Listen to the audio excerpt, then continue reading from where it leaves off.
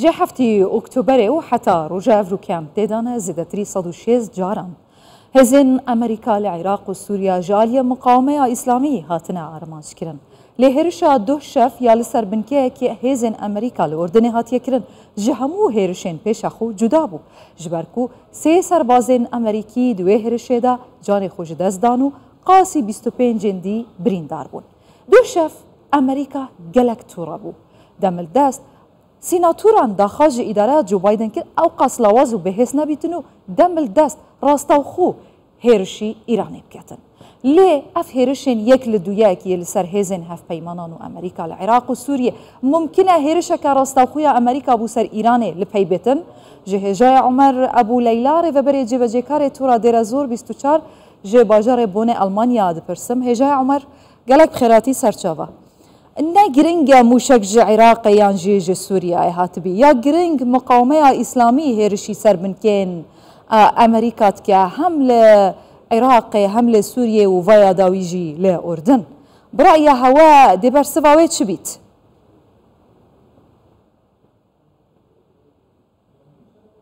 طبعا قبل الدخول في بلو بسينا نيو ام بابا تولام دم ولا سرتا دا دمويت كم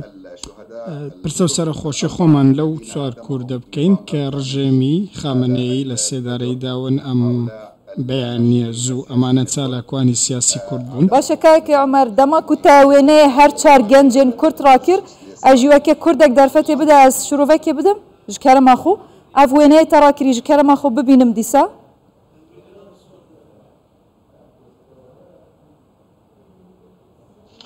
بله اف هر چهار گنجین کردن که افروکا جالیه کمارا اسلامیا ایرانه و هاتنا سیداردان به تهمتین به بنگه 4 مال هاتنا ویران کرن. هلبت اوه نجارا که یا مروف دکاره بجدنا و هفتیه دا ایران 3 حتی 4 گنج بلکی زیدتر کرد و بلوجان به تایبتی لروشهالات کردستان و ایرانه به تهمتین به بنگه سیدارد دا کمارا اسلامیا ایرانه مخاب جكرا ما خو برسوي. نعم بالعودة للسؤال بقرانو بو برسياركتان فيما يتعلق سبارد با ميليشيا إيرانيا كانوا أو جروبات سكداراني لإيران أو بالبشتي ذكر مترسي أم جروبانا تانية العراقية بلكو إستا من لاني كان فرعون بونا مترسي أو جروبانش جورب وبيني ما كتصون دوين سه سربازي أمريكي للآن أو ميليشيان للآن سباي بازداران أو بشجيري ذكرين كوجران أوانش ميليشيا كان حزب الله وبأراستكنيكي الراستوخو بو بأمانسكني بنككاني أمريكا كمك بيش إصابة لوي من لقل أيوة آمادبم هيرش كلا وتسر بنكي شدادي لب باكوري حسكا أم فرساندنا للان او ميليشيانا بلان بودار جراوه وكاريكي لخو نيه لما وسن هفتي رابردو دا ميليشيانا ببردوامي كاريان كردو بو اوي لا هزكاني امريكا بدن سوكا وان دزانن ك امريكان يازك شانوي هي وان واد دزانن دتوان لم ددوك شانو امريكا هيرش بلان كاني خوان زيب كان وبرنامج كاني خوان فراوام كان بلان كاتيك بيني مان كوزارتي برغري امريكا وكوشكي سبي رون كنويان دا وغوتيان ايما دمينين و گفتگو کردن لەگەڵ حکوومەتی عراقی تەنیا لەباری هەواهەنگی ئەمنیە و تاکو ئێستا باسی کشانەوە نەکراوە. ئەمڕۆ کاتێک ئەم میلیشیانە دێنە مەیدانەکەەوە بەهێزتر بوون لە هەزارێکی دیکە بەهێزترن لە عراق لە سووریا هەموو هەوڵیان بۆ ئەوەیە کە بازرگانی بە دۆزی فەڵەستینیەوە بکەن لە ڕێگەی بە ئامانزکردنی بنکەکانی ئەمریکا لە عراق و لە سووریا بەڵام ئەمڕۆ ئێمە باسی هێڵی سوور دەکەین. هێڵە سوورەکان ئێستا لەلایەن میلیشەکانەوە بەزەندراون تۆپەکە ئێستا لە گۆڕەپانی ئەمریکا جای ئیداری ئەمریکا ئێستا بڕیاری بەدەستێن ئایا وەڵامی ئەو هێرشانە دەداتەوە واتە وەڵامی زیاتر لە 140 هێرشی ئاسمانی ئەو میلیشیانە دەداتەوە لەسەر بنکەکانی ئەوان لە سووریا و لە عراق. ئەمە ئەو پرسیارەیە ڕەنگە لە ماوەیەکی نزیکدا وەڵامەکەی ببستین تاکو ئێستا بڕیارێکی یەکلاکراوە دەرنەکراوە سەبارەت بە ئامانزکردنی ئەو میلیشیانە بەڵام بەدەنیایی وەڵامێک خەریکە دێت من پێم وایە وەڵامی ئەمریکا بە پلەی یەکەم لە نێو سووریا دەبێت. ئێمە باسی لێرە زۆر دەکەین باسی بووکەمەڵ و بەیادی واروەها باسی دیمەشق دەکەین کەمێک پێش ئێستا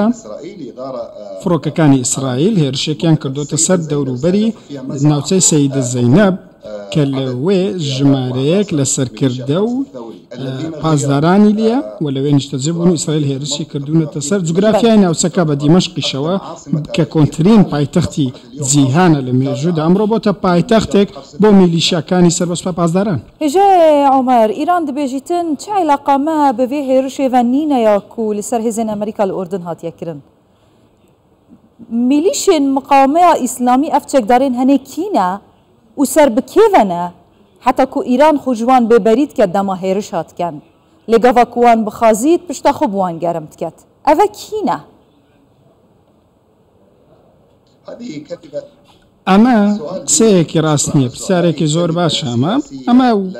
شەیەکی سیاسیە تەنیا بۆ سیاستکردن بەکاردێت ئیران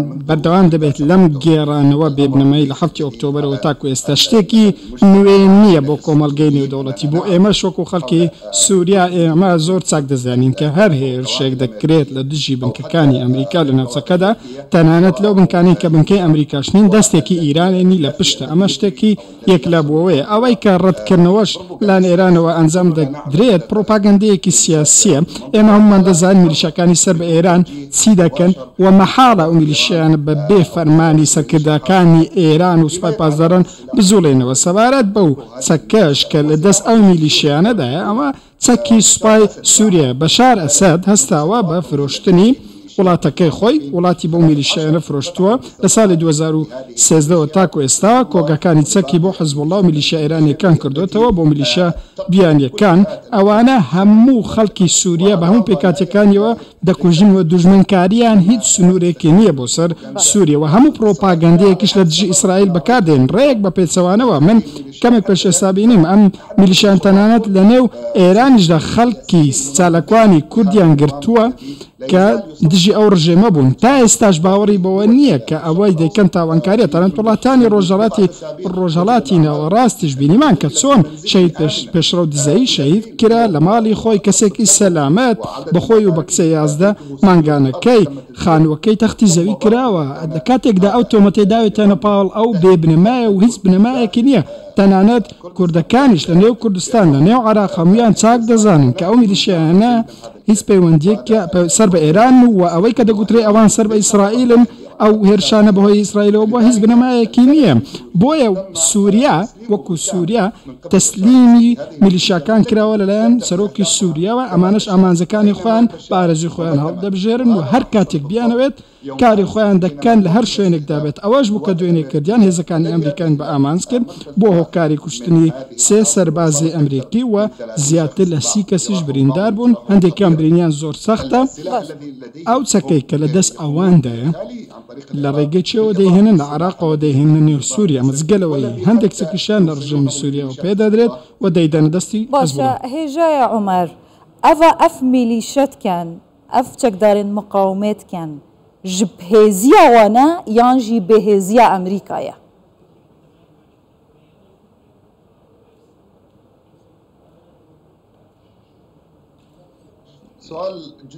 ئەمە پرسیارێکی زۆر باشە ڕاستیەکەی ئیدارەی ئێستای ئەمریکا کە خۆی لە سەرۆ بایدنەوە دەبینێتەوە سیاسەتێکی جیای هەیە لە وەک لەوەی لە سیاسەتی پێشووی سەرۆکی ئەمریکا دۆناڵد ترەمپەوە هەبوو ناونیشانی ئەوەش بریتە لە سیاسەتی ئەم ئیدارەیە بریتیە لەوەی سیاسەتێکی شکست خواردووە و نەیتوانێت ڕێگری بکە بە دەنگی بەرز ئەمەمان بیستووە لە نێو ئەمریکا ڕژێمی ئێران خامنەئی ناکرێت تۆ لە خۆی بگریت بەو سیاسەتەی ئێستا سەرۆک بایدن جێبەجێ دەکات ئەم میلیشیانە تەنیا بە وەڵامدانەوە و هێرش دەتوانی کۆنتترۆلیان بکەیت و ئەوان تەنیا لەو زمانە تێدەگەن ئێمە بینیمان کاتێک لە دۆناڵد ترامپ بوو گەورەترین سەرکردەی ئەوانی کوشکە قاسم سولەیمانی بوو لەو کاتەدا و ئیدارەیە زۆر چاک دەزانێت کە ئەو میلیشیانە کاتێک ڕێگریان لێ دەکرێت بوێری ئەوەیان نییە جارێکی دیکە بین و بنکەکانی ئەمریکا و یاخود هەر لایەنێکی دیکە بە ئامانج بکەن کە لە عێراق بێ لە سووریا بەیان لە هەر شوێ بێت ئەوەی کە دوێنێ ڕوویداوە وەڵامێکی زۆر ڕوون و ئاشکرایە بە وەزارەتی دەرەوەی ئەمریکا و هەروەها ئیدارەی ئێستای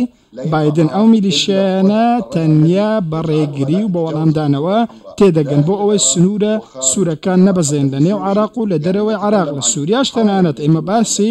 خەڵکی ئەمریکا سەربازی ئەمریکی دەکەین دەیان برینداریان هەیە خەڵکیان لێ کوژراوە زۆرێک لە برینەکانی ئەوانە سەختە ئەمە ماوەی دەیان ساڵە لە ناوچەکە ڕووی نەداوە شتێکی بێوێنەیە کە ئێمە بزانین لە ڕیزەکانی سوپای ئەمریکا خەڵک کوژراوە. هێژە عومەر ئەبوو لەیلا ڕێڤەبەرێ جێبەجێکارێ تۆڕە دێرە زۆر 24 ژە بۆنە ئەڵمانیای گەلەک سپاس.